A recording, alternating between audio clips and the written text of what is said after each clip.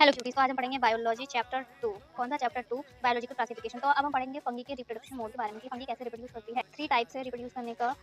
First है vegetative propagation, second है asexual and third है सेक्सुअल। तो हम सबसे पहले समझते हैं वेजिटेटिव क्या होता है। वेजिटेटिव का मतलब होता है कि फंगी अपने पार्ट को तोड़कर एक नया फंगी बनाता है, यानी एक अपने ही बॉडी से दूसरा ऑर्गेनिज्म तैयार करता है।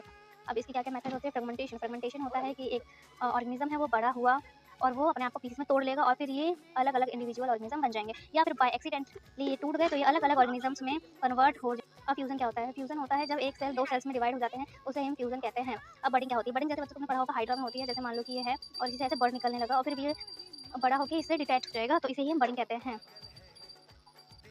अब आसेक्सुअल क्या होता है? आसेक्सुअल ये होता है कि इस मेथड में फंगी मेल एंड फीमेल बिना फ्यूज हुए, गैमेट बिना ही फ्यूज हुए एक नया फंगी बना देते हैं। क्या? नया फंगी। और ये बहुत ही फास्ट प्रोसेस होता है। इसमें स्पोर्स बनते हैं। क्या बनते हैं? स्पोर्स बनते हैं। तो इसमें छोटे छोटे रिप्रोडक्टिव पार्टिकल्स होते हैं जो ग्रो कर कर एक नया फंगी बनाते हैं। इसका एग्जाम्पल है कॉनिडिया। क्या है? कॉनिडिया। ये जो स्पोर है, ये वाला स्पोर, ये स्पोरेंजियस नाम के स्पोर में होता है, जो जब फट जाता है तो प्रयूस होता है स्पोरेंजियस स्पोर। जो स्पोर वो होता है जो स्पोर ना पानी में तैर सकता है, इसके पास फ्रेंजिला होता है और ये मूवमेंट भी कर सकता है। अब नेक्स्ट हम आते हैं सेक्सुअल रिप्रोडक्शन पे। तो पहले तो ये देख लो, ओस्पोर, एसिकोस्पोर्स और बाइसिडोस्पोर।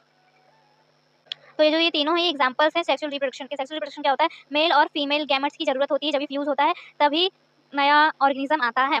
अब स्टेप्स ऑफ सेक्सुअल रिप्रोडक्शन के स्टेप्स देखो, ये 3 स्टेप्स में डिवाइड है। Plasmogamy, karyogamy and meiosis in zygote, जिसका रिजल्टिंग होता है हैप्लोस्पोर होता है। तो देखो प्लाज्मोगेमी क्या होता है? ऐसे दिखता है, ये यहाँ से देख रहे हो, इसका वॉल अटैच है।